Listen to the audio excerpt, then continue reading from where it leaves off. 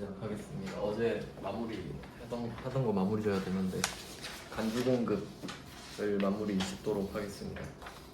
이 간주 공급 중에서 특이한 게 하나 있었죠. 그 판매 목적으로 자기의 다른 사업장에 반출 이거였는데 이게 이름이 너무 길다 보니까 보통 판매 목적 타 사업장 반출 이런 식으로 좀 표현을 하거든요.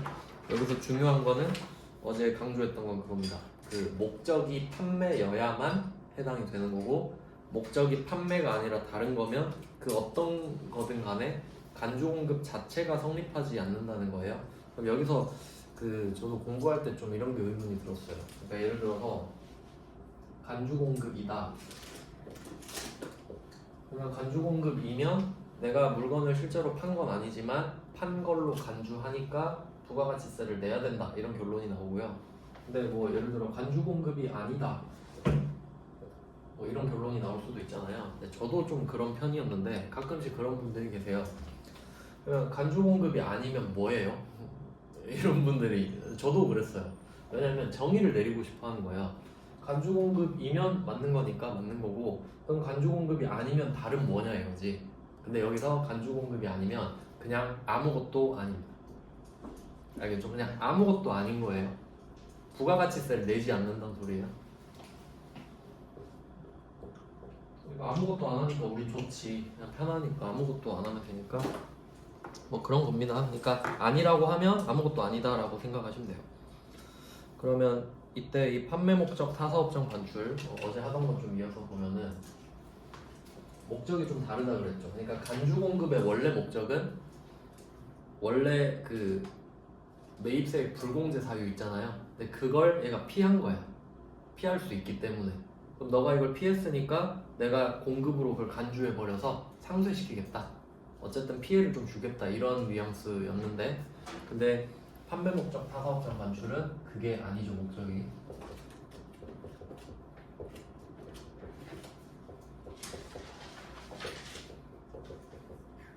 이게 시험에 내기가 참 좋거든요. 일단 목적 자체도 좀 다르고, 그리고 얘는 뭐 어제 그랬던 거 다시 좀 보면은 김철수라는 사람이 A 사업장, B 사업장, A 사업장에다 700원에 갖다 놨는데 안 팔리니까 B 사업장으로 넘기는 거죠. 그럼 이때 원래 간주 공급은 판 것처럼 간주를 하는 거기 때문에 네가 이 물건 700원에 사왔어도 원래 1000원에 파는 거 아니냐. 그러면 1000원으로 팔아라. 이게 간주 공급인데 얘는 그런 취지가 아니었다 보니까 원가로 넘기는 게 포인트였습니다. 원가로. 그럼 이렇게 되면 A는 상 가격이랑 판 가격이 똑같아지니까 없는 게 되는 거죠. 그러니까 A는 아무것도 안 한 거야. 그럼 이걸 B가 산 것처럼 되는 거예요. 그래서 B가 얘를 판매 목적으로 갖고 갔으니까 판매를 하겠죠. 그래서 실질적으로는 이 거래만 남기는 거죠. 이거를 없애는 것처럼 해가지고. 그래서 이게 취지였기 때문에 여기서는 세금 계산서 발급을 하게 되어 있고 원가 기준으로 넘긴다. 이게 포인트고요. 그리고 간주 공급이 여러 개가 있었는데 판매 목적 타사업장 반출이랑 아닌 걸로 구분한다고 말씀을 드렸거든요. 성격이 거의 그렇게 나눠지니까. 그러면 원래 간주 공급이 성립이 되려면 가장 중요한 대전제가 매입세액 공제를 받았어야 돼요. 세액 공제를 받았는데 내가 이거를 부가가치세를 회피해 버리니까 간주 공급으로 때려버리는 거였거든요. 그러면 반대로 어제 했던 거 한 번 더 설명해 드릴게요. 만약에 내가 뭐 물건을 샀다 A인데 내가 뭐 원재료를 샀어요. 원재료 가격은 뭐 중요하지 않습니다. 원재료 1000원짜리 사서 부가세 100원까지 1100원 내고 얘를 공제 받았다고 할게요. 그럼 국세청 입장에서는 얘가 원재료 사서 제품을 만들어 팔 거라고 생각을 하니까 이 100원을 공제를 해준 거죠. 그럼 국세청은 100원 손해본 거거든요. 100원 돌려줬으니까. 근데 이때 제품을 만들어 가지고 제품을 팔아야 되잖아요. 원래는 제품을 뭐 만약에 2,000원에 판다, 1,500원 이렇게 한다고 하면 그럼 국세청은 이 150원을 노리는 거잖아요. 내가 150원을 얻기 위해서 100원을 미리 좀 한번 깎아주는 그런 느낌인 건데, 근데 이 제품을 팔아서 150원을 갖다 주면 국세청은 좋아할 거예요. 근데 이 제품을 사장 줘버린 거예요. 그럼 국세청은 야, 내가 너 제품 만들 줄 알고 100원 공제해 줬는데 이거 사장을 줘버리면 어떡해? 그럼 부가세를 안 내겠다는 소리잖아요. 사장 몰래 줬으니까. 그럼 내가 이걸 추적을 해서 야, 그럼 너 그거 사장한테 판 걸로 치자. 이렇게 해서 내가 100원 해줬으니까 150원 갖고 와. 이런 느낌으로 아다리를 맞추는 거란 말이에요. 아시겠죠? 그러니까 해준 게 있으니까 갖고 와라 이거지. 이렇게 이어지는 겁니다. 그러니까 이 판매 목적 타사업장 반출 외의 간주 공급들은 그 세액공제를 받은 걸 전제로 하는 거예요. 그러니까 이거 안 받았으면 아닙니다. 그럼 상황을 좀 바꿔볼게요. 내가 자동차를 산 거예요. 자동차, 승용차를 뭐 1,000원, 100원 이렇게 산 거예요. 근데 이게 뭐 그 개별 소비세 과세 대상 승용차예요. 세액공제 안 되는 거예요. 그러면 내가 이거 1,000원, 100원 이렇게 샀는데 100원 세액공제 못 받았죠. 세액공제 원래 안 해주는 거니까.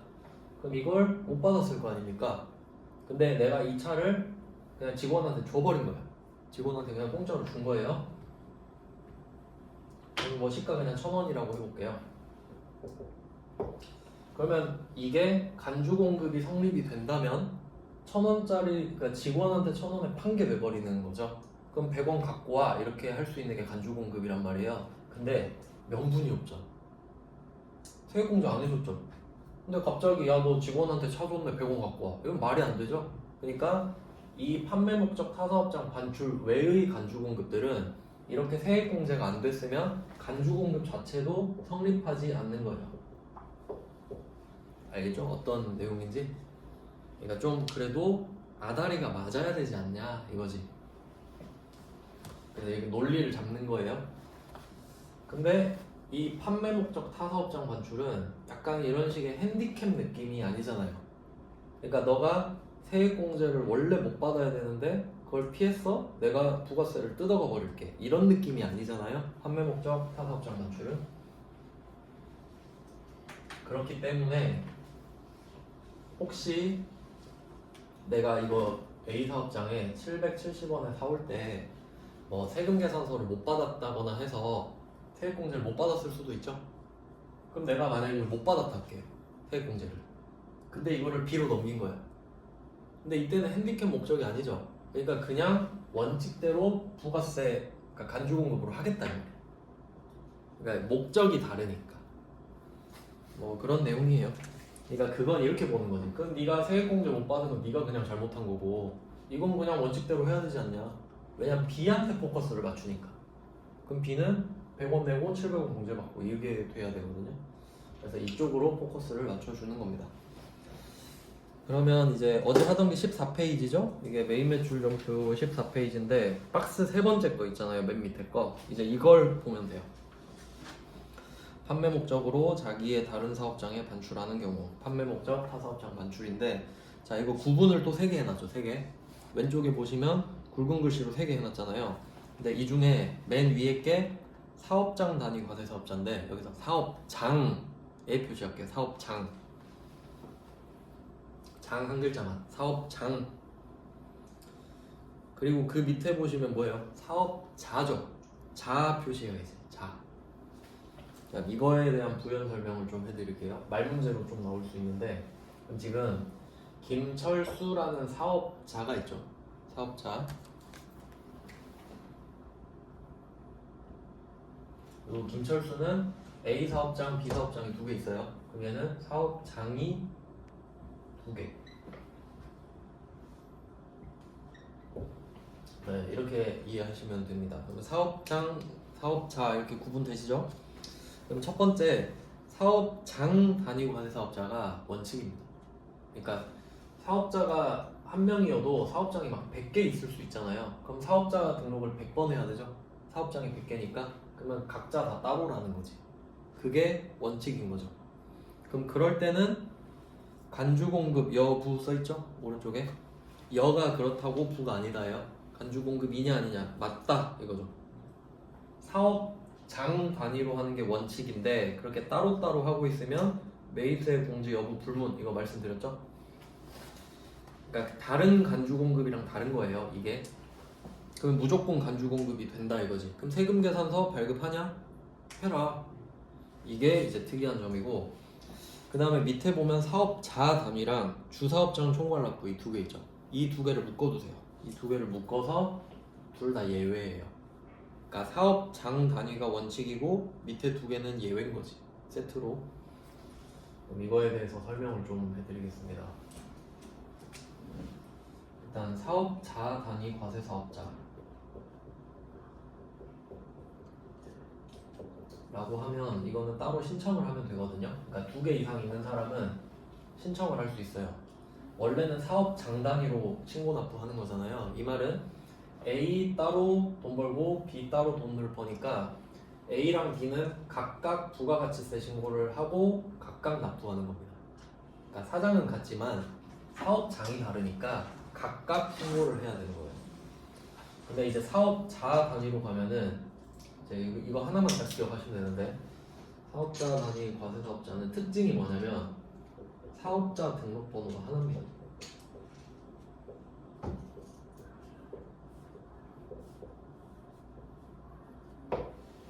사업자 등록번호 한 개. 그럼 이게 무슨 의미가 있는지 생각을 해볼게요. 김철수가 사업장 A도 운영하고 사업장 B도 운영하고 있단 말이에요. 근데 하다 보니까 이제 귀찮은 거예요.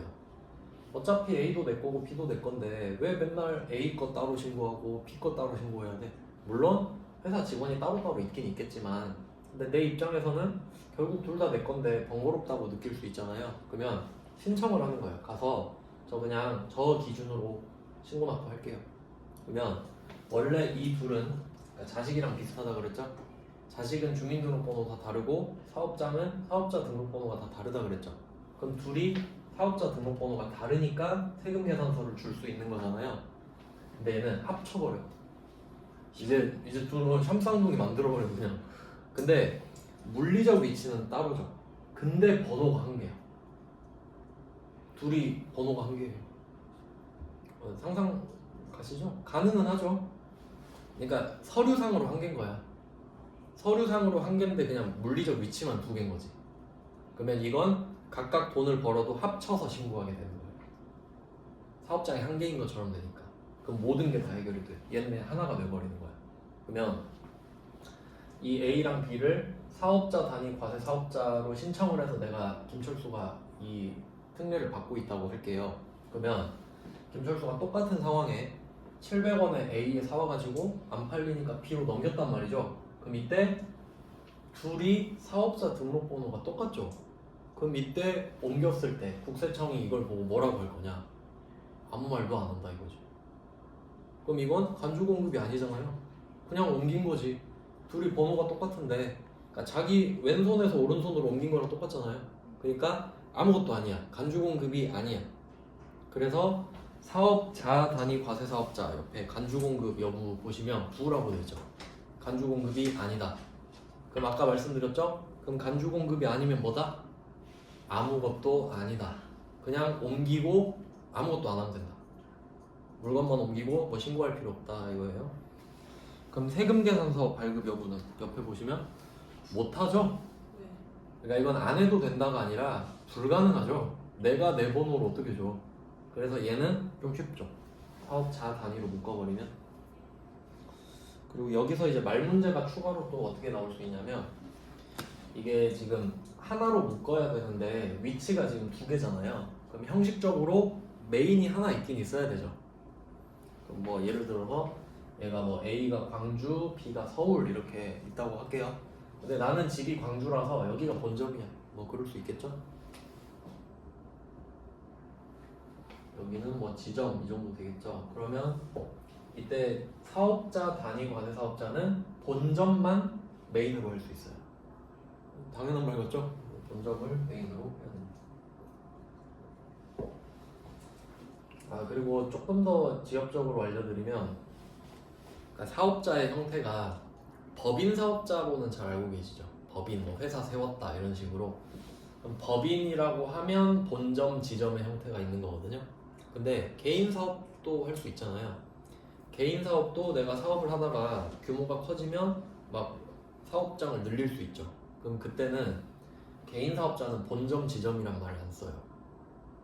주사무소, 분사무소라고 해요. 그러니까 형식적으로 그냥 그래요. 그러면 내가 법인이면 본점, 지점, 뭐 개인이면 주사무소, 뭐 분사무소 이런. 그러니까 왜냐면 문제에 나와요 이런 말이.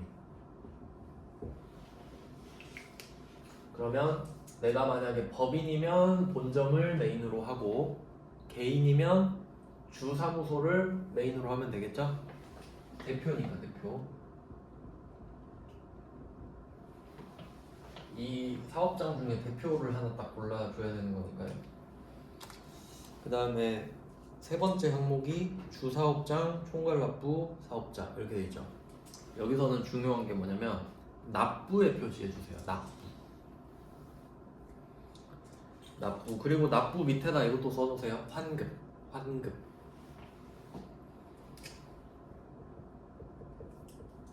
그리고 이름을 분석해 보겠습니다. 이름이 주사업장 총괄납부 사업자인데, 자 얘는 어떤 특징이 있냐면 일단 뭐 납부 동그라미 했죠. 그리고 납부, 그러니까 내가 매출세액이 매입세액보다 더 많으면 돈을 내는 거죠. 그러니까 산 것보다 판 게 많으면 내야 되죠. 근데 사업 초기나 내가 장사가 잘 안 돼요 요새. 그러면 판 것보다 산 게 더 많을 수가 있잖아요. 그럼 환급 받죠. 그러니까 납부나 환급인 거야. 내가 많이 팔았으면 납부고 덜 팔았으면 환급. 그러니까 둘이 같은 개념이죠. 그리고 주사업장이라고 써있죠. 주사업장. 그럼 이건 좀 예리한데 본점이 아닐 수도 있는 거야. 본점 총괄납부 사업자가 아니죠. 주사업장 총괄납부죠. 그럼 내가 본점은 A인데 그냥 B를 주사업장으로 할 수는 있는 거예요. 주사업장이니까. 그래서 이걸로 이제 좀 문제 많이 내거든요. 이 주사업장 총괄납부 사업자는 본점 주사무소는 당연히 되겠죠. 당연히 되는데 특이한 게 지점도 돼. 이거 시험에 잘 나와요. 주사업장 총괄납부는 말 그대로 본점 총괄납부가 아니라 주사업장 총괄납부기 때문에 본점도 되고 지점도 된다. 왜냐면 지점을 주사업장으로 할 수는 있는 거니까. 근데 분사무소는 안 돼요? 네. 그래서 시험을 잘 나와요. 분사무소는 안 돼. 분사무소는 안 돼요. 그러니까 딱 포인트를 잘 알고 있네. 이게 이제 시험 포인트입니다. 말장난치기 딱 좋겠네. 자, 그리고 또 장난을 어떻게 치냐면 주사업장 총괄납부 사업자는 주사업장 총괄납부는 신고 납부를 총괄해서 할 수 있다 이런 식으로 내요. 근데 혹시 여기 신고라고 적혀 있나요? 아니요. 안 적혀 있죠. 그럼 어떻게 하는 거냐면 A랑 B랑 따로 돈 벌죠. 그러면 A, B가 각각 신고해요. 근데 납부만 같이. 그럼 좀 이상하죠. 신고는 각각 한다니까? 신고는 각각 하는데 납부만 김철수가 그냥 한 방에 딱 해버리는 거예요. 이유가 있겠죠. 왜 이딴 걸 하는지. 이걸 알려면 진짜 부가가치세를 이해해야 돼요. 그러면 한번 설명을 해드릴게요. 지금이 이제 2기니까 2기로 설명을 드리겠습니다. 이제 또 곧 1기 되겠죠? 네. 1월 1일부터 1기예요. 그러면 2기 예정 있고 확정이 있습니다. 자, 그러면 예정 신고 때 만약에 내가 납부세액이 있다고 할게요. 뭐 100원을 내야 돼. 아니면 내가 100원을 환급받아야 돼. 이럴 수 있겠죠? 매출세액이 많으면 납부, 매입세액이 더 많으면 환급 이렇게 되죠. 근데 어떤 차이가 있냐면 내가 예정 때 딱 신고를 하잖아요. 근데 내가 100원을 내야 돼. 그러면 저 100원 낼게요 하고 신고를 해. 저 100원 내야 돼요 하고 신고했죠? 그러면 바로 100원 내면 되겠죠? 그럼 신고 납부를 동시에 하면 끝. 잘 한 거죠? 근데 만약에 예정 때 환급이 뜨잖아요. 환급이. 그리고 내가 환급 신고하죠. 저 100원 돌려받아야 돼요. 근데 국세청 여기 세무서에서 뭐라 그러냐면 환급은 안 해준대. 왜? 예정이니까. 지금 이기 안 끝났잖아요. 확정 가서 이야기하시죠. 그럼 얘를 킵 해놔. 치사하죠. 내야 되면 빨리 갖고 오라 그러고, 저 받아야 돼요 기다려보라고. 이익이 안 끝났잖아요. 양아치죠. 잘 아셔야 돼요 이 구조를. 그냥 진짜 너무 나쁘잖아요. 근데 내가 이 A랑 B를 둘 다 운영하는데 이런 상황이 된 거야. A는 그러니까 예정 신고인데 100원이 떴어요. 100원 내야 돼. 근데 B에서 50원 환급이 뜬 거야. 그럼 각각 신고하면 되죠. 자, 100원 저 낼게요, 50원 환급해 주세요 하잖아요. 근데 이거를 각각 하면 어떻게 돼? 얘는 100원 내고 50원은 못 받고 기다려야 되죠. 그러니까 만약에 이제 확정 때 어떻게 되는 거냐면, 내가 만약에 확정 때 뭐 확정 때 500원이 또 떴어. 그러니까 3개월 이렇게 하는 거잖아요. 그럼 내가 확정 때 500원이 딱 뜨면 이때 말해. 그 너 100원 주기로 한 거 있지? 그냥 500원에서 빼줄게. 400원만 내. 이렇게 한다고. 그러니까 주는 걸 겁나 싫어해. 그냥 깎아줄게 이러는 거야. 그러니까 돈이 나가진 않잖아. 이해되세요? 어떻게 하는지? 그러니까 500원을 더 내거나 100원을 덜 내거나 뭐 이런 식인 거예요. 근데 이렇게 된 거야. 근데 내가 만약에 주사업장 총괄납부를 신청하잖아요. 그럼 어떻게 해야 되게? 원래는 100원은 내고 50원은 못 받죠. 근데 총괄납부잖아. 합쳐봐요.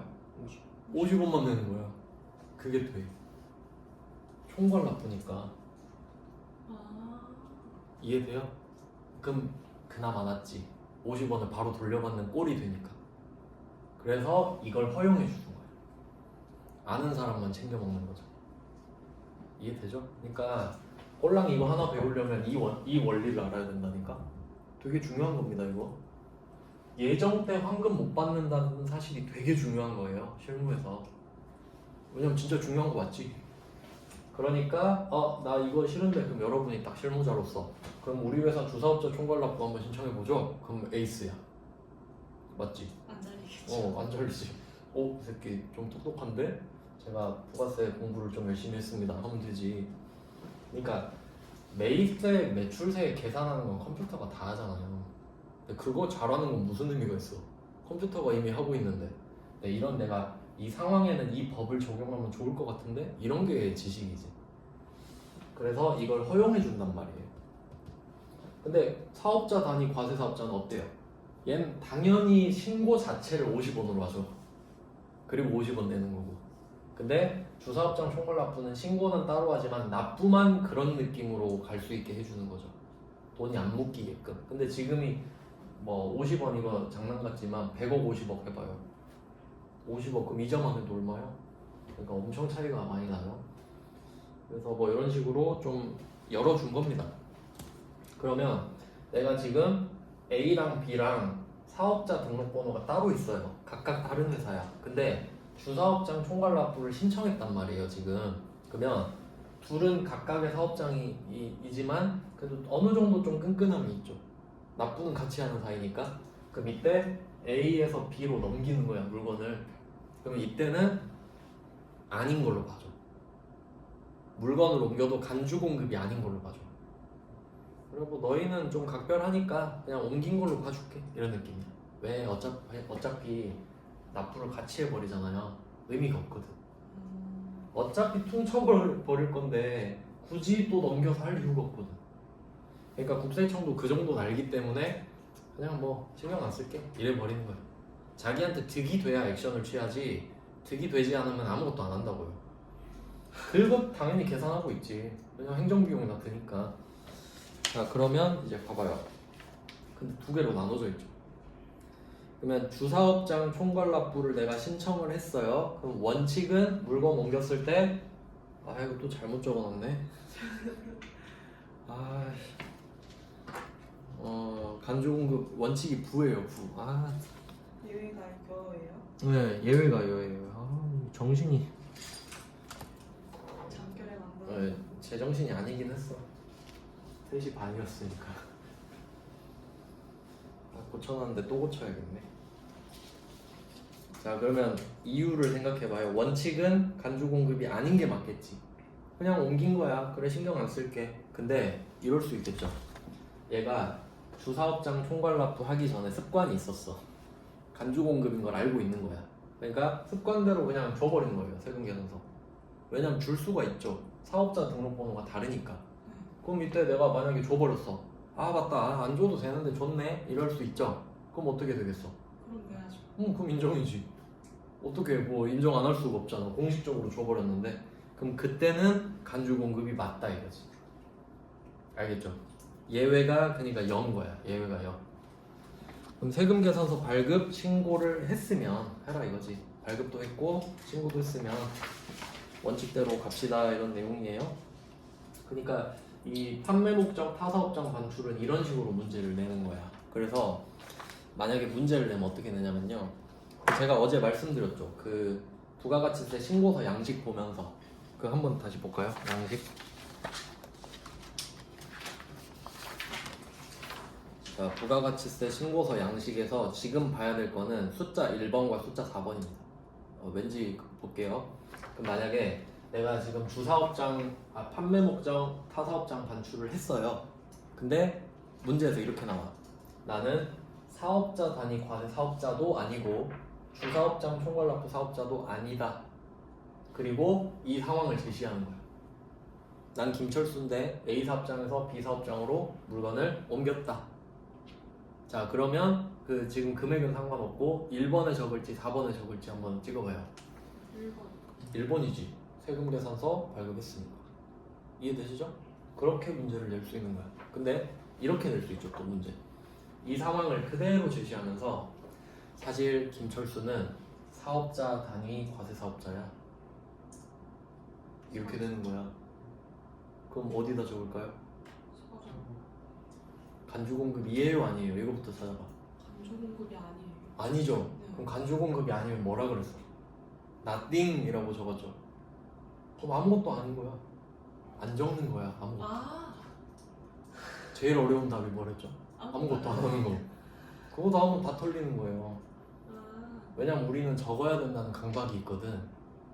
이해되시죠? 네. 그러니까 이렇게 한번 시뮬레이션 해보니까 느낌 오죠? 그럼 그런 거 이제 웃으면서 좋지. 난 아무것도 안 하는데 정답이야. 저격팔 같아. 저격팔 같은 느낌이죠. 그런 함정들이 있단 말이야. 그러면 또 반대로 해볼게. 이게 아니야. 이게 아니고 예를 들어 뭐 어제 말했던 현대자동차 그 사장한테 G90 한 대 줬다. 1억짜리. 그러면 국세청은 간주 공급으로 하겠죠? 네. 부가세 1,000만 원 뜯어가야 되니까. 그럼 그건 몇 번에 적겠어요? 그것도 1번. 세금 계산서 줬어요? 아, 생각해서는 안 좋네. 세금 계산서는 안 주지. 근데 부가세는 뜯어야겠지. 그럼 어디? 기타. 4번. 기타 4번. 알겠어요? 어떤 느낌인지? 아. 그러니까 이렇게 보는 거야. 1번, 4번을 가지고 정리하면 판매 목적 타사업장 반출이 아닌 간주 공급 있죠? 그건 4번에 적어야 돼. 한국어를 어떻게 시키냐. 아니야, 헷갈릴 수 있어요. 지금 정리하면 되지. 그러면 걔는 세금 계산서 발급을 요구하진 않되 부가세만 뜯어가죠. 그러니까 4번에 적는 거야. 건별이니까. 근데 간주 공급 중에 특이한 애 하나 있었죠? 판매 목적 타사업장 반출에 해당이 되는 거야. 그러면 1번이죠. 근데 금액은 원가야. 시가가 아니라 원가. 근데 그 와중에 나 사업자도 아니고 과세 사업자야. 그러면 아무것도 안 적는 거야. 적을 수가 없는 거야. 같은 등록번호를 가지고 있습니다. 그러면 저는 문제 이렇게 낼 거예요. 이거 주면서 난 지금 판매 목적 타사업장 반출 느낌을 딱 주는 거야. 근데 나 사실 주사업장 총괄납부 사업자야 이렇게 말해놓고 근데 나 세금 계산서 줬어 이럴 거야. 그러면 1번. 응, 1번. 그럼 주사업장 총괄납부 사업자인데 나 아무것도 안 했어 이러면 그러면 아무. 응, 아무것도 안 하는 거야. 다 할 줄 알아야 돼. 알겠죠? 왜냐면 솔직히 저는 그렇게 생각해요. 시험은 틀리면 그냥 뭐 2점, 3점 감점이잖아요. 근데 실무에서 어쩔 거야? 어쩔 거예요? 그 잘못하면 내가 경정 청구 다 하고 수정 신고 또 하고 사장한테 욕 뒤지게 먹고 사장이 나한테 돈 물어내라면 어떡해? 그러니까 좀 진정성을 갖고 하자. 근데 뭐 정리됐죠? 이게 좀 어려운 파트인데 정리가 잘 됐군요. 네, 그럼 이제 문제를 한번 풀어보자. 15페이지로 넘어가 볼게요. 15페이지. 여기 계신 분들이 잘하네. 다행이다. 좀 이게 티키타카가 안 되면 제가 뭐 이런 상황이 생기거든요. 그러면 좀 진행이 안 돼서 다행히 좀 잘 되네요 지금. 15페이지에 07번 보시면 이거 말 문제로 나오는 거거든요. 그럼 보시면 간주 공급은 자가 공급, 개인적 공급, 사업상 증여, 폐업 시 잔존 재화로 분류한다. 일단 크게는 4개가 맞죠. 근데 조금 디테일하게 가면 자가 공급이 3개였던 거야. 뭐 면세 사업 전용, 그리고 뭐 자동차, 그리고 판매 목적 타 사업장 단축. 그러니까 제가 그걸 그 전 페이지에 자세히 적어놓은 거잖아요. 그러니까 막 다 외우란 건 아니지만 보고 그래 맞아 이 4개 정도 있었지 이 정도는 알아야 된다 이거지. 보고 그냥 뭐 기다 아니다 정도는. 이런 걸로 장난 잘 안 쳐요. 그 다음은 08번 간주 공급이죠. 간주 공급은 세금 계산서를 발급하지 아니한다. 일반적인 상황인 건데 내 괄호 안에 판매 목적 타사업장 반출은 제외라고 돼 있죠. 왜냐면 얘는 세금 계산서 발급해야 되니까. 맞는 말인 것 같죠? 이런 거 골라낼 수 있어야 됩니다. 그 다음에 09번 이제 분계 문제가 나왔습니다. 분계 문제가 나왔어요. 09번 이거 한번 풀어보죠.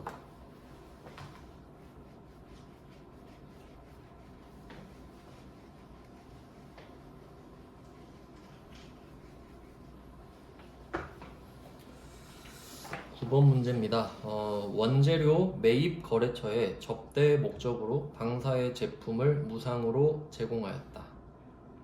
해당 제품의 시가는 50만 원이고 매입 원재료는 적법하게 매입세 공제를 받았다고 가정할 것. 그럼 느낌이 딱 오네요. 내가 원재료를 샀을 때 세액 공제를 받았다고 합니다. 그럼 국세청은 나한테 할 말이 있겠죠. 그리고 근데 이거를 제품을 만들어 가지고 접대를 해버렸죠. 그럼 국세청은 손가락만 빨고 있는 거네. 원재료 세액 공제 해줬는데 이제 제품 세금 거들라고 각 잡고 있는데 어때요? 접대해버렸지. 그러면 이게 간주 공급이 해당이 되는 겁니다. 세액 공제를 해줬잖아요. 그러니까 우리는 받은 거죠 지금. 그럼 이게 회계랑 세법이 같이 나와야 되거든요. 그럼 회계를 한번 생각을 해볼게요.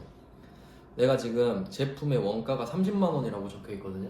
이건 뭐냐면 제조 원가예요. 제조 원가. 내가 이 제품을 하나 만드느라 30만 원을 쓴 거예요. 그러면 내 장부에는 제품이 30만 원이라고 돼 있는 거예요. 그럼 이거를 줬죠. 그러면 대변에 제품이라는 자산이 30만 원이 날아가는 겁니다. 자산의 감소. 자, 제품 줬죠? 근데 제품한테 제품을 주면서 제품한테 한번 물어봐요. 제품아 혹시 너 꿈이 있었니? 라고 물어봐요.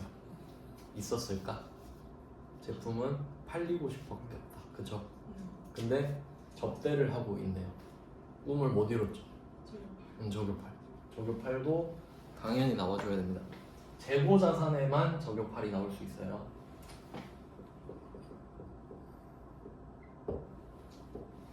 자, 저격팔도 정리를 했습니다.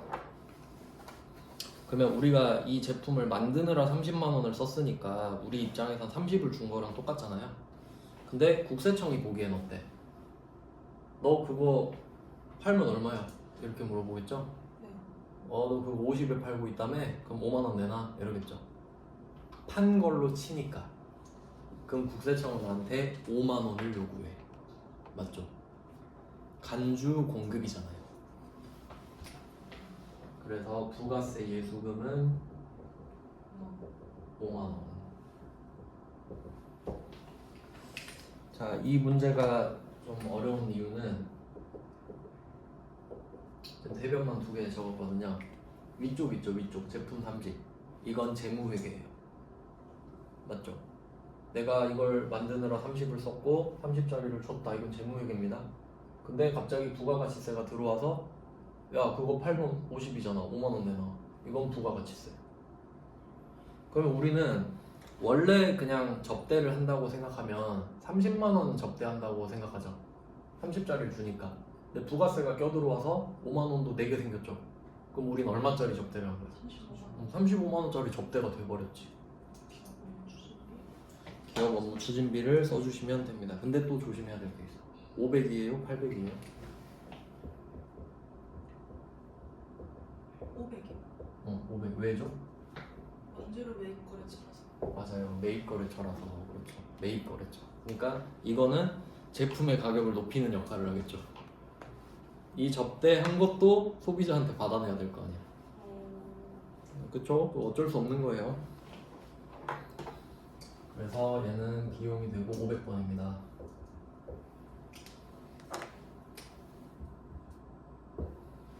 자, 이게 이제 일반적인 문제예요. 간주 공급. 근데 보면 이거 내가 접대하면서 세금 계산서 주겠어요? 안 주겠죠? 그러니까 얘는 건별이죠. 부가세는 내. 근데 증빙은 안 줬어. 이게 건별이 되는 거지. 근데 우리 그 회계 1급 때 그 기부한 거 생각나요? 네. 기부? 근데 막 기부 답 한번 그냥 생각해 볼게요. 내가 제품을 30만 원짜리를 줬다. 이런 거 생각나요? 그리고 막 그런 거예요. 국방부에 줬다. 아니면 뭐 양양시에 기부했다. 뭐 이런 거 기억납니까? 근데 우리 일반 점포 했을 땐 이런 거 있었어요? 부가세 수급? 없었죠. 이제 그게 부가가치세법 때문에 그래요. 국가 지자체한테 기부하잖아요. 간주 공급으로 안 해. 무슨 뜻인지 알아요? 그러니까 기부를 할 때 내가 막 고아원 같은 데 줄 수도 있고 막 사회복지관 이런 데 줄 수 있잖아요. 그런 데다 기부하면 간주 공급이야. 기부하면서 부가세도 내야 된다고. 맞죠? 근데 저는 처음에 이게 억울하다 생각했거든요. 근데 제가 그랬죠. 매입세 공제를 받았기 때문에 억울한 건 아니야. 맞지? 원래 내가 재료 사서 세액공제 받았잖아요.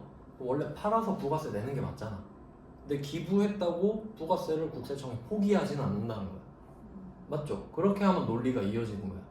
그럼 이제 기부도 하고 부가세도 내는 게 당연하다는 거 이제 아시겠죠? 근데 사업가들은 그걸 알까?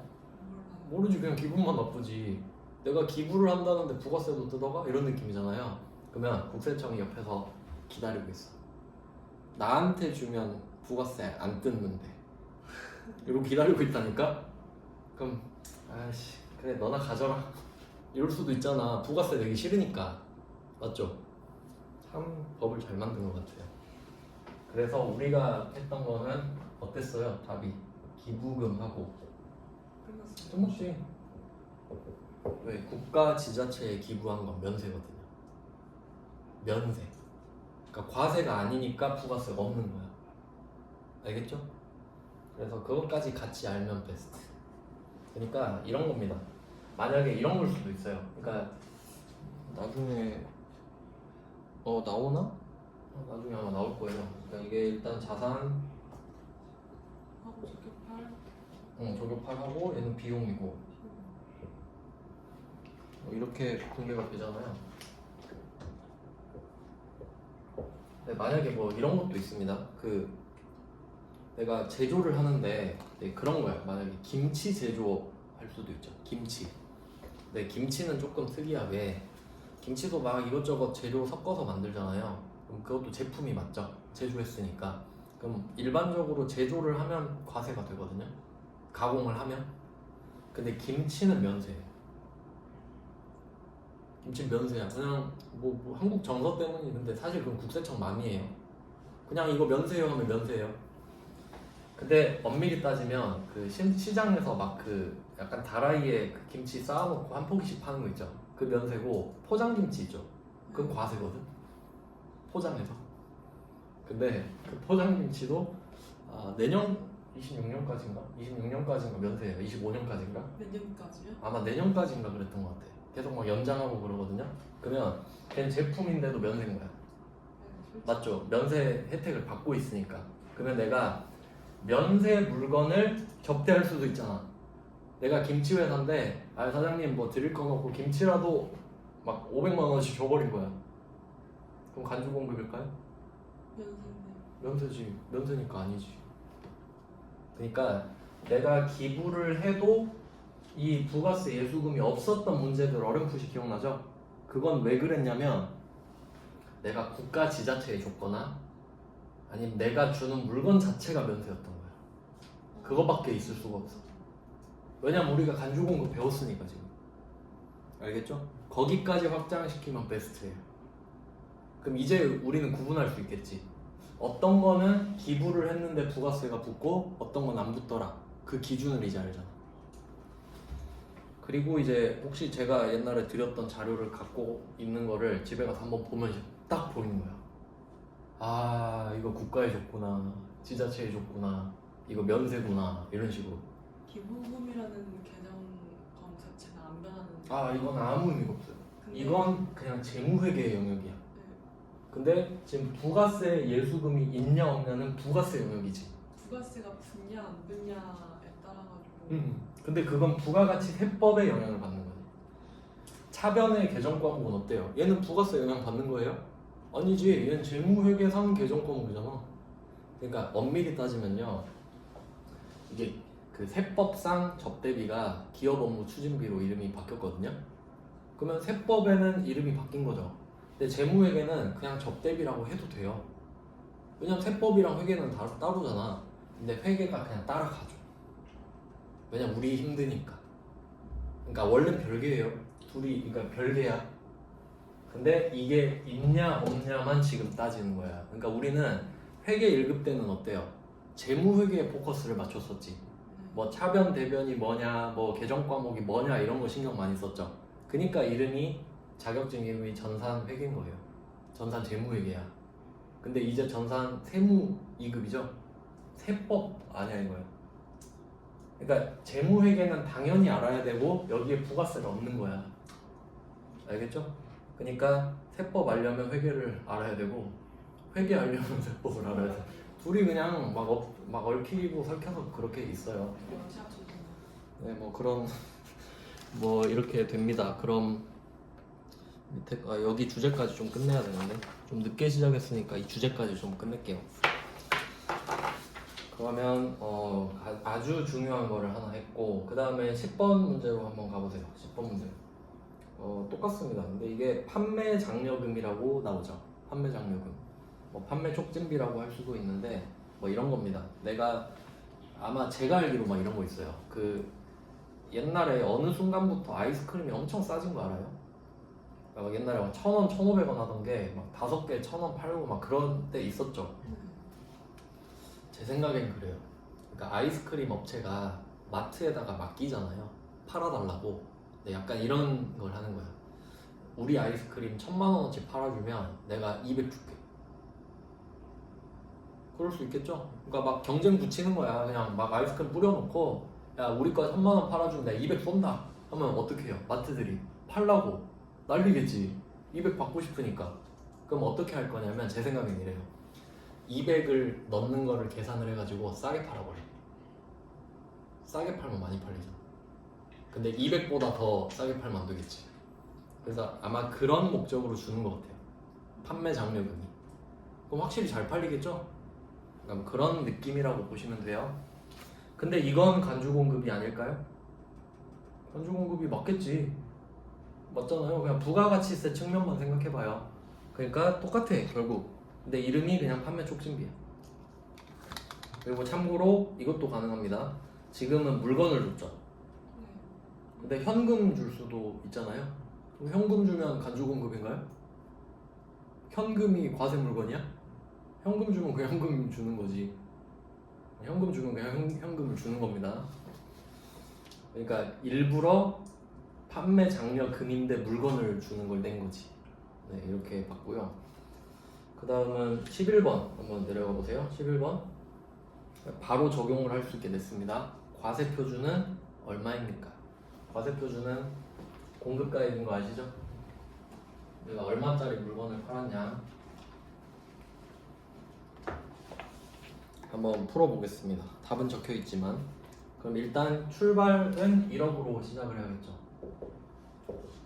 1억을 베이스로 잡고 한번 시작을 해보겠습니다. 자, 오른쪽에 비고 보시면 첫 번째 할부 판매, 장기 할부 판매의 이자 상당액 200만원 포함 이렇게 있는데 아마 여러분 입장에서는 그렇게 생각하면 될 것 같아요. 혹시 그 휴대폰 36개월로 사보셨나요? 나 학생 때 맨날 그렇게 샀거든. 휴대폰 36개월 할부 몰라요? 네. 24개월인가? 24개월? 아 그런가? 저는 이제 무조건 일시불로 사거든요. 뭐 사지도 않지만. 그러면 만약에 휴대폰을 24개월 할부로 사잖아요. 그럼 이거를 일시불로 지금 딱 현금 주고 샀을 때랑 가격 차이가 엄청나요. 왜 그럴까? 이자가 껴있거든. 그게 할부이자입니다. 그러면 할부이자는 왜 내는 거냐면 여러분이 지금 휴대폰 값을 바로 내야 되는데 내가 24개월 동안 나눠서 내죠. 그럼 그 시간에 대한 이익을 보고 있는 거잖아요. 늦게 내도 되니까. 그럼 그게 이자로 붙는 거야. 그러면 그 사람들은 돈을 빌려준 것까지 매출에 포함을 시키는 거야. 그러니까 여기에서 포인트는 할부이자죠. 할부이자는 과세표준에 포함이 되는 겁니다. 그 사람들의 정당한 권리가 맞아요. 자, 그러면 이때 이 1억 원에 할부이자가 포함돼 있다 그러죠. 그럼 포함이 돼야 할 게 돼 있죠. 그럼 어떻게? 가만히 있으면 돼. 들어가 있어야 될 게 들어가 있네. 잘 됐네. 냅둬. 그 다음에 두 번째, 현금으로 지급한 판매 장려금 100만원 불포함. 현금으로 지급한 거는 간주 공급이 아니라고 일단 말씀을 드렸고, 그럼 현금을 준 거는 뭐냐? 판 거 아니죠? 그럼 얘는 아무것도 아니에요. 그럼 불포함이니까 불포함이 맞네. 맞죠? 그럼 그냥 따로 비용 처리하거나 뭐 그렇게 해야겠죠? 그러니까 지금 물건 파는 이야기 하고 있는데 돈 쓰는 얘기는 상관이 없는 거야. 맞죠? 그 다음에 세 번째 줄 보시면 제품으로 지급한 판매 장려금 시가 100만원 이렇게 나왔죠. 얘 간주 공급이죠. 네. 근데 포함을 해야 되는데 안 했대. 그럼 어쩌라고? 포함해야 하라고. 플러스 100 이런 식으로 내는 겁니다. 그리고 추가 질문 하나 해볼게요. 자, 이게 답이 일단 1억 100인 건 아시겠죠? 네. 네, 하나 더 이런 거 내는 거예요. 수출액 1억 불포함. 아무것도 안 해도 되는 거 아니에요? 아무것도 안 한다? 혹시 다른 의견? 같은 의견? 정답은 더 해야 돼. 왜요? 공급가액이잖아. 지금 영세율이라 안 더한다 생각했지. 네. 공급가액이 뭔 뜻이에요? 내가 공급한 물건을 공급한 가격이잖아. 그럼 수출은 판 거 아니야? 아. 공급가액은 1억이 더해줘야 돼요. 맞지? 이거 내면 올킬이라고. 올킬. 왜냐면 이게 저도 그 맘 알아요. 근데 여기에 그럼 따로 또 물어보는 게 있어야 돼. 얘는 과세 표준이죠. 따로 이걸 물어볼 수 있어. 매출세. 그러면 공급가액은 어떻게 돼요? 이거 더하니까 2억 100이죠? 네. 매출세액은 얼마게?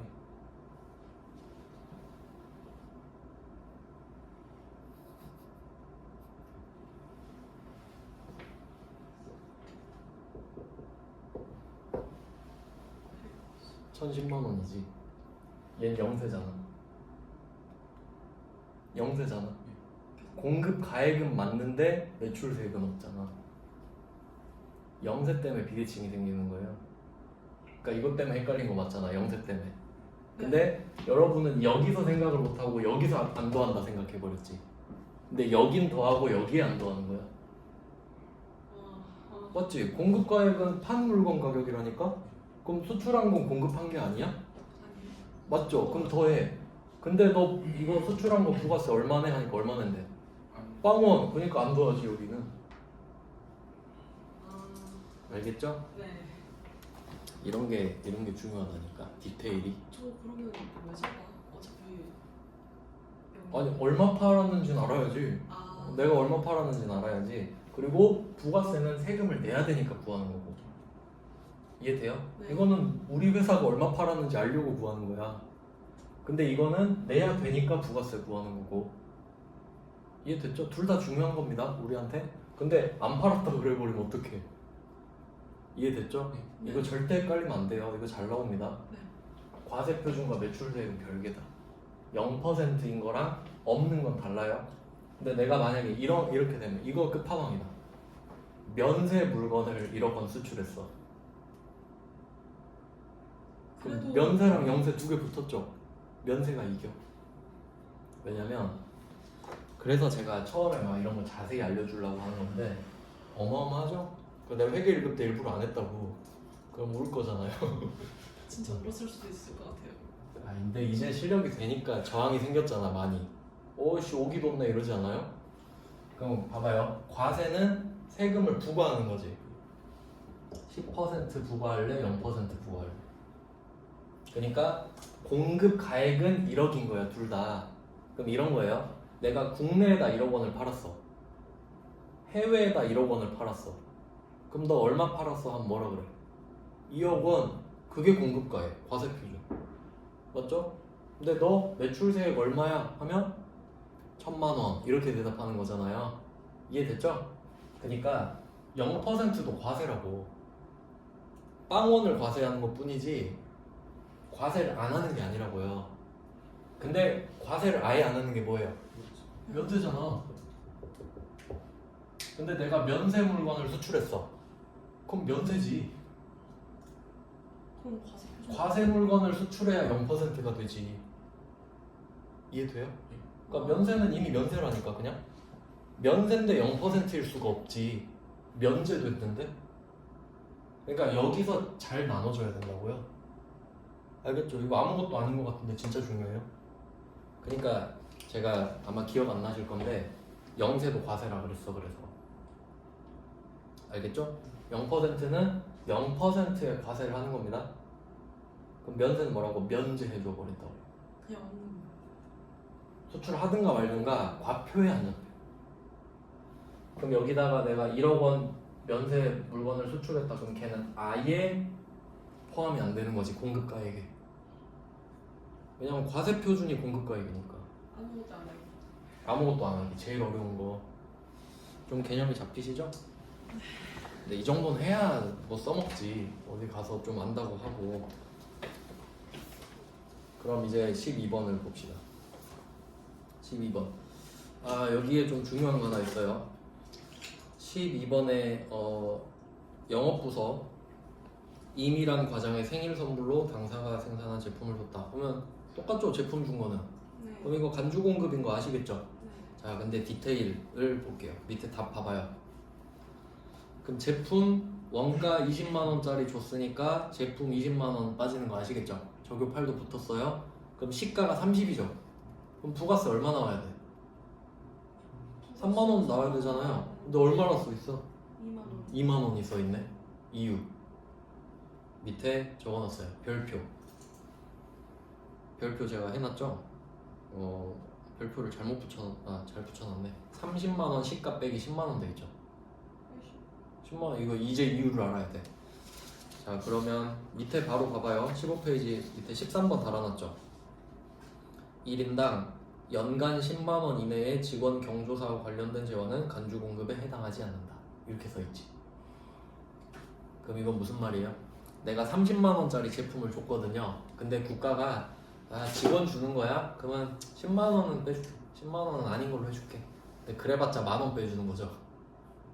그렇죠. 10만 원의 공급가액을 빼주는 게 부가세 만 원 빼주는 거랑 똑같잖아요. 자 자세한 걸 볼게요. 전 페이지로 한번 가봐요. 전 페이지 14페이지. 자 14페이지에 그 두 번째 박스 있죠. 중간에 두 번째 박스 간주 공급에 해당하지 않는 경우 있죠. 그럼 여기에 개인적 공급 있죠. 중간에 개인적 공급 그거에서 동그라미 3번 한번 봐봐요. 동그라미 3번. 각 항별로 각각 사용인 1명당 연간 10만 원을 초과하는 경우 해당 초과액에 대해서는 재화의 공급으로 본다. 자 여기서 포인트는 기역, 니은이 각 항이에요. 기역, 니은 각 항이에요. 그럼 기업 한번 봐봐요. 경조사 표시하세요. 경조사 표시하고 니은 보시면 설날 추석 이거 합쳐서 명절 정도로 생각하시면 되겠죠. 그 다음에 창립 기념일, 회사 창립, 회사 생일, 그 다음에 직원 생일 이렇게 있어요. 그럼 이 두 개 저는 이거 외울 때 어떻게 외웠냐면 기업과 니은을 따로따로 10만 원씩 해주는 거거든요. 어떻게 해석했냐면 니은 봐봐요. 니은 설날 추석 회사 생일 내 생일 생각해봐요. 이거의 공통점 1년 안에 무조건 있어. 설날 추석 1년에 한 번씩 무조건 오죠. 회사 생일 무조건 오죠. 내 생일 무조건 오죠.